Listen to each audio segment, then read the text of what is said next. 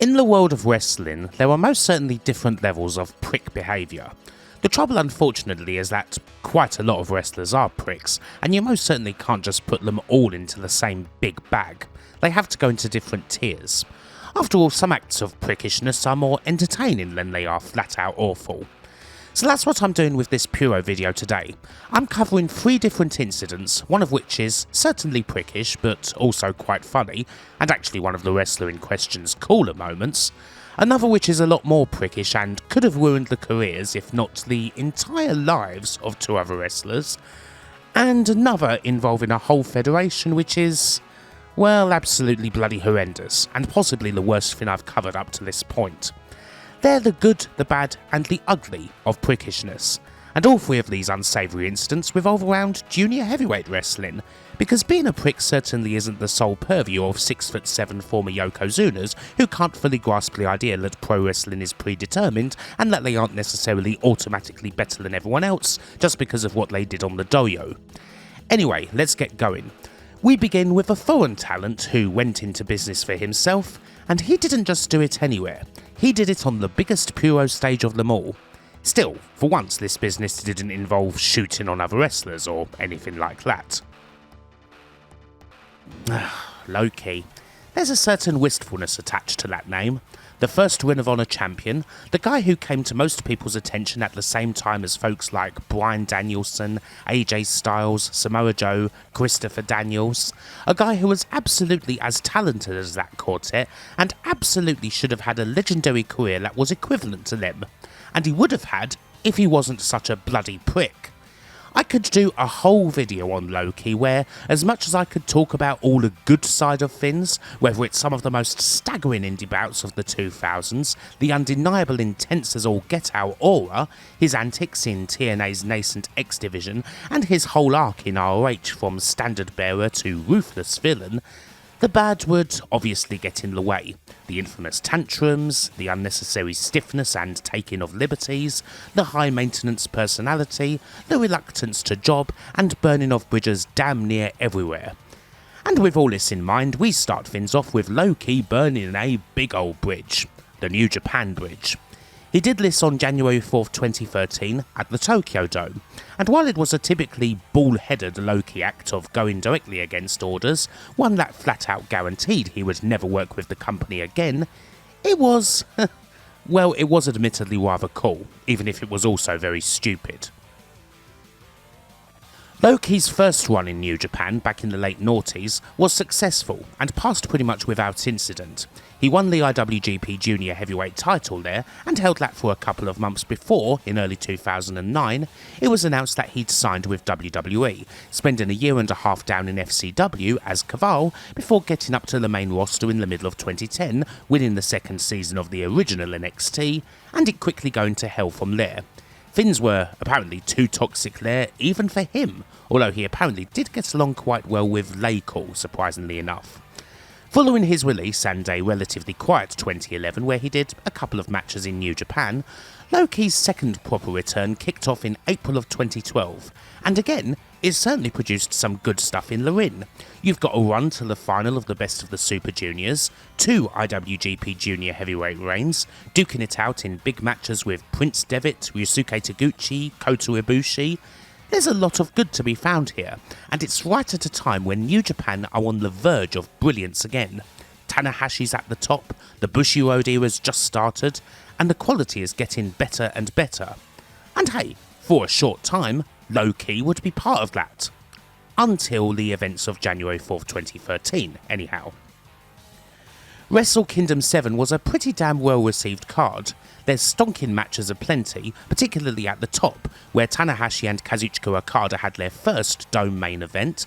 There's the singles return of Katsuyori Shibata, a stonking match between Shinsuke Nakamura and Kazushi Sakuraba, Yuji Nagata and Minoru Suzuki, and a great 3-way dance for the junior crown, champion Prince Devitt defending his title against Kota Ibushi and Loki. As you might expect, the action in that bout is absolutely top drawer. The trio come pretty close to stealing the whole show. It was already hardly uncommon to see big entrances and special attire brought out for the Dome show, but Loki's was certainly different. He comes out and wrestles in full Agent 47 from Hitman cosplay, with the silver ballers, the red tie, the gloves, the barcode on the back of his head, the lot. Generally, people thought it was pretty cool, not just to have the entrance in the suit, but to then wrestle in the suit without it affecting him in any way, freaking ghetto stomping Ibushi in a Hitman suit.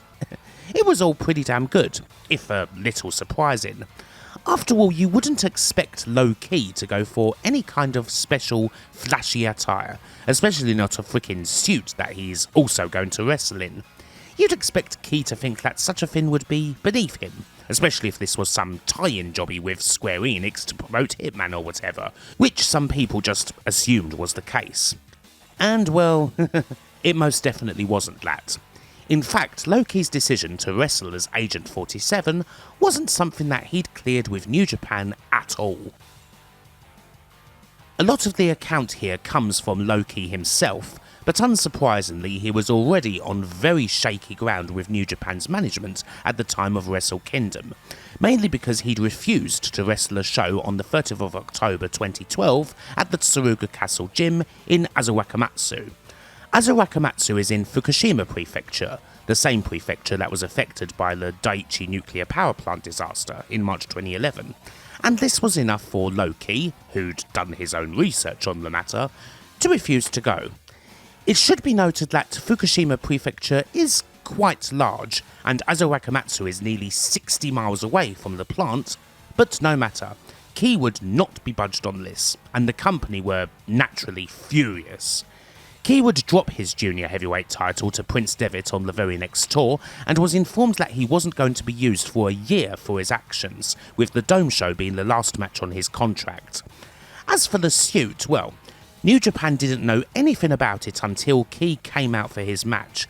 He changed into the costume right beforehand, in the holding pen. There have been several theories put about as to why Ki was fired for wrestling in the suit.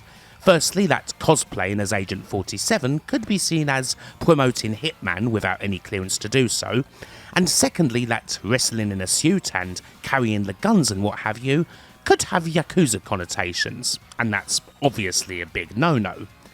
Now, while both of these seem plausible, I think the main point that angered New Japan greatly was simply that the suit wasn't cleared through them, and that Low-Ki wrestled in it as opposed to his regular gear.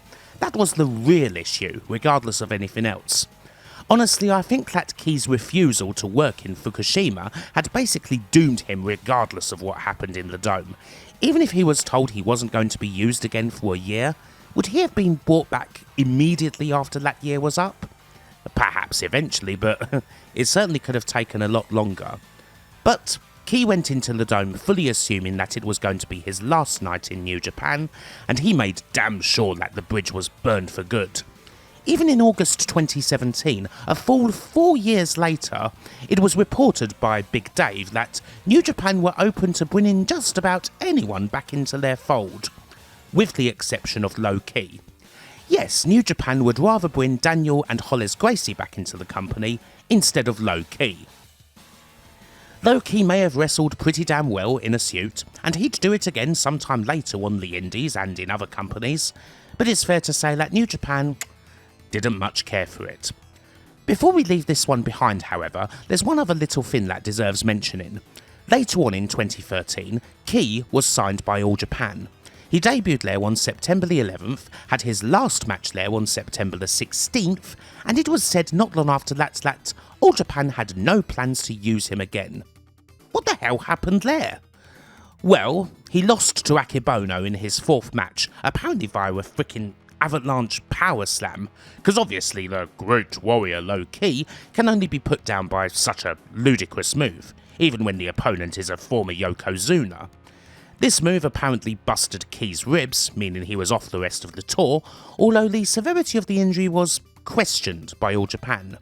More than that, however, he challenged Hikaru Sato to a fight backstage, apparently related to Ki loudly complaining about the injury to anyone who'd listen. That's Hikaru Sato, a mixed martial artist and veteran of nearly 50 fights at this time. probably not a smart Finn to challenge such a guy to a fight, although reports are unclear as to whether Finns actually got physical between them. The long and short of it all is that Low-Ki got fired by both New Japan and All Japan in the same year, shortly after announcing a retirement that would last all of 6 months. I'm not sure if anyone else has managed to do that, to be honest, as much as it's a pretty dubious honour. Again though, you just have to shake your head at the man's antics. As ever, the main person who gets in the way of Low-Ki having the stature in wrestling that his actual incredible skill deserves is Low-Ki himself. In around about the mid-late 2000s, videos went around the internet of this one guy doing what was, for the time, absolutely ludicrous things in the ring, mostly in Michinoku Pro, performing the most complex of aerial moves like they were nothing, running the full length of the ropes like it was a 100-meter dash. It was a joy to see. The man in question was Takuya Sugi, and over the years he's been known under various identities, El Blazer, Sugi-san, and most famously Yoshitsune. And as incredible as these acts of in-ring daring-do were back then, and indeed still are, Sugi is nowadays something of an obscure figure. He had a few years in 01 and another few years in All Japan, but largely he's remained in the Indies, and that's almost certainly never going to change. Most of the reason why has to do with a particular incident.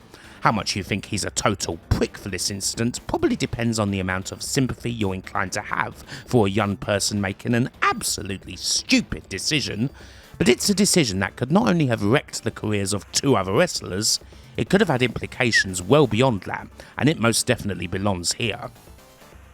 In 2012, Sugi was mostly working in Mexico, where he was simply wrestling as Sugi, mostly for AAA, where he took bookings for a man named Masahiro Hayashi, who's also known as a gear and mask maker, particularly for Rey Mysterio. Anywho, a lot of this account comes from Sugi himself, but the story goes that Masahiro Hayashi had something of a vendetta against NOSAWA Rongai, a freelance wrestler who was often working in Mexico at the time, usually teaming with his then girlfriend. None other than Io Shirai, the Queen of the Sky herself, who was already developing a pretty strong reputation indeed for her work in Wave and then Stardom. It's not known exactly what the nature of the beef between Hayashi and Nosawa was, but it appears to have been some sort of booking-based dispute, and Hayashi wanted to get back at him, convincing Sugi to help him do so with the promise that if he did, he would get a proper contract extension with AAA. And just what was that, Finn?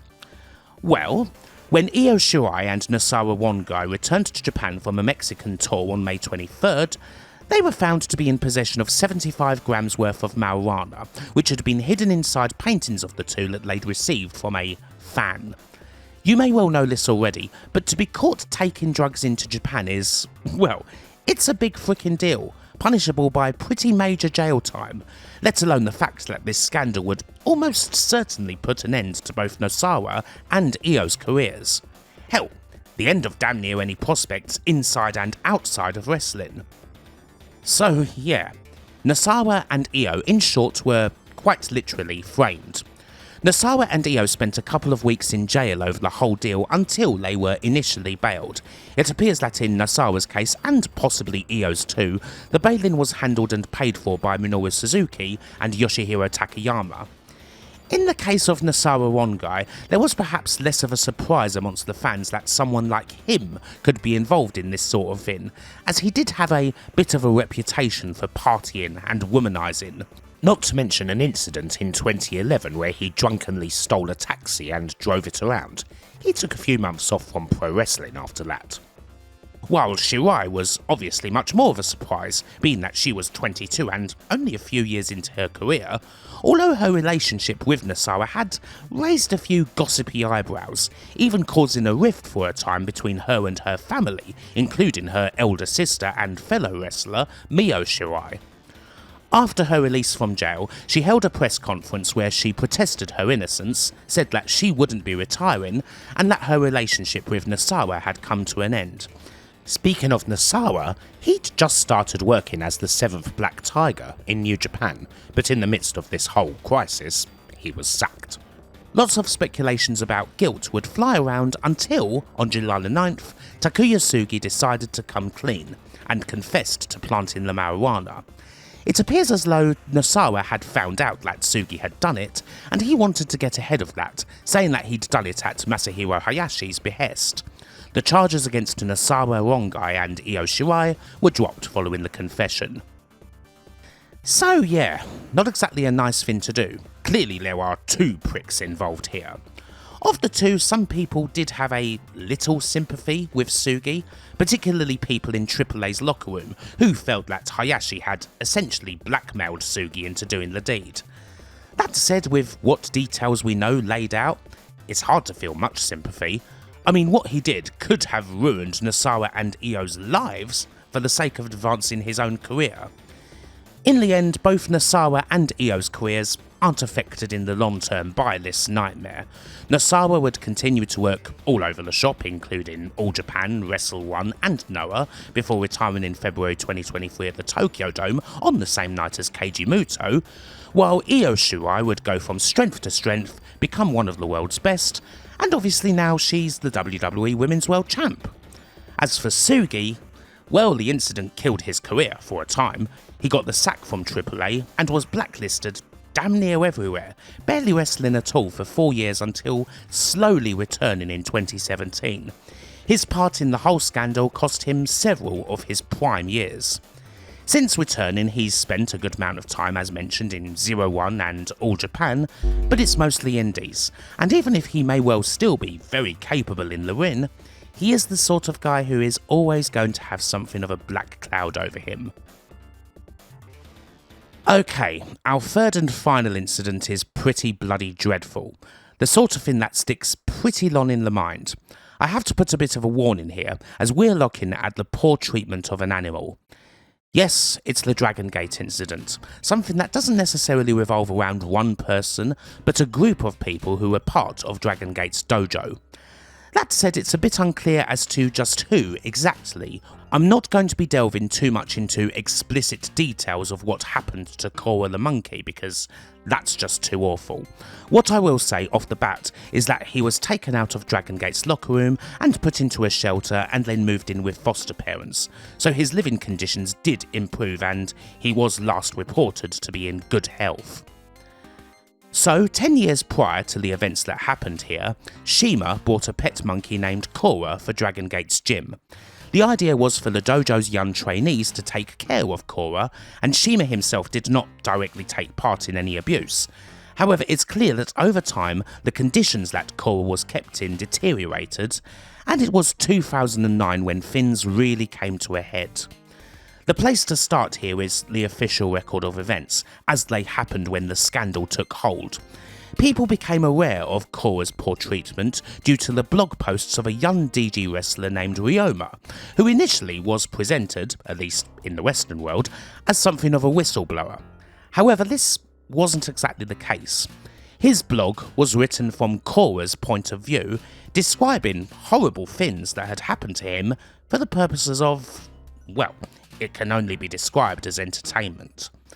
There was also a post on Shingo Takagi's blog talking about how he had to catch the monkey after it broke out of his cage and injured a couple of people, and then there were several posts from veteran DG wrestler Kenichiro Arai, who blogged in disgust after finding out just what was happening with Cora. He was posting about it over the course of around a year? Outrage gradually built over these blogs to the point where Peter even got involved, as well as the Kobe police. It is around May 2009 or so when things really come to a head, at which point Dragon Gate released the following statement.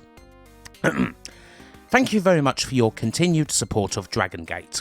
One of our rookie wrestlers made an unofficial blog detailing incidents regarding our pet monkey Cora, detailing them from the monkey perspective. We received many inquiries about the abuse mentioned in the blog. We apologise respectfully for causing such a great concern and worry. To confirm the facts gathered from our staff and roster, Cora has lived at our gym for many years. He is raised and cared for by our rookies and trainees, and is cherished and loved. The cruelty to animals allegations on the internet were investigated and found to not be true. The offensive blog posts have been deleted. Kora is now living with foster parents to ensure safety and remove fears of his conditions. The company will continue to investigate to uncover further facts and information in hopes of eliminating any further doubts and recover the trust of our fans. The wrestler responsible for causing all this confusion has been disciplined for an indefinite amount of time. Further, President Takashi Okamura accepts responsibility for these events and will incur both disciplinary action and a reduction in pay. Pretty corporate sounding statement. Not a very good one. Because, well, as far as allegations not being true went, well, the trouble with that part of the statement is that quite a few of the incidents were photographed, and they were right there on the aforementioned blogs. Clear as crystal, black and white. So, as the anger continued to rise, eventually there was a press conference following the release of the police report. 6 Dragon Gate people appeared, all with shaven heads. Shima, Kagetora, Naoki Matsushita, Ryoma, Commissioner Toru Kido, and President Takashi Okamura. Now, while Shima himself did not participate in any abuse, he'd neglected to keep up to date with the laws for keeping exotic pets, which was deemed to have caused the downturn in Kora's conditions. Matsushita was identified as the person who had violently restrained Kora and was pictured doing so in Shingo Takagi's post, and Kagetora had, not with the intent to abuse, sprayed deodorant in a box that Kora was in to try and remove a bad smell, causing him irritation. Even if Kagetora didn't do this to be purposefully abusive, it's still an example of neglecting the proper care of Kora. Shima, Kagetora, Kido and Okamura would all receive fines and temporary pay cuts, with the company saying that they would devote more time to good causes, and that they'd donate the aforementioned fines and cut salaries to animal welfare charities. Naoki Matsushita, a trainee, had his contract voided and was made to start his training over. In other words, he was basically let go. He didn't return. And then, of course, there is the case of Ryoma, who would receive the largest punishment due to his blog. Initially suspended for nearly a year, he would officially be let go a couple of months later.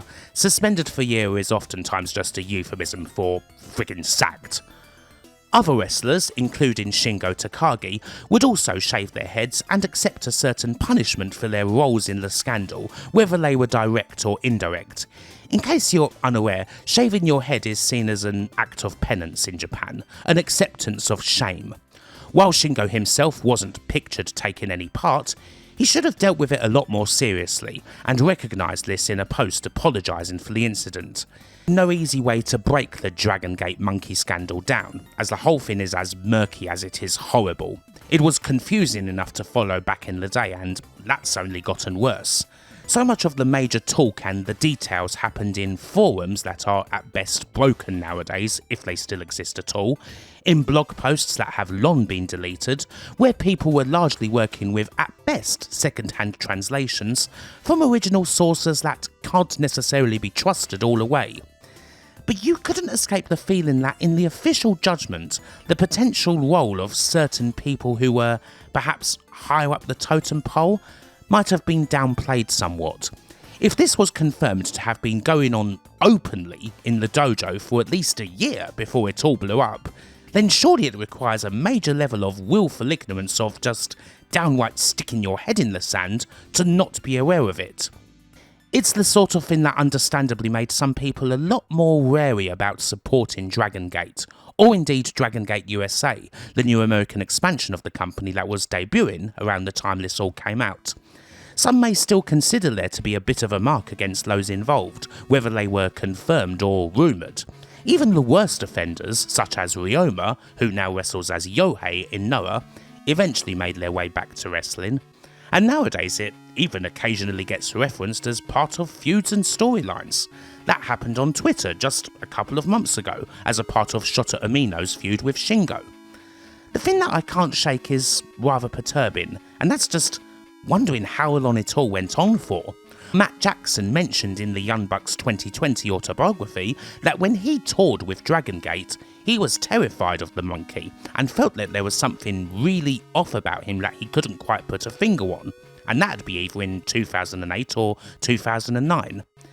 But well, whichever way you look at it, well, this whole thing is just horribly depressing. And it's hard not to still be really freaking angry about it. Bye for now.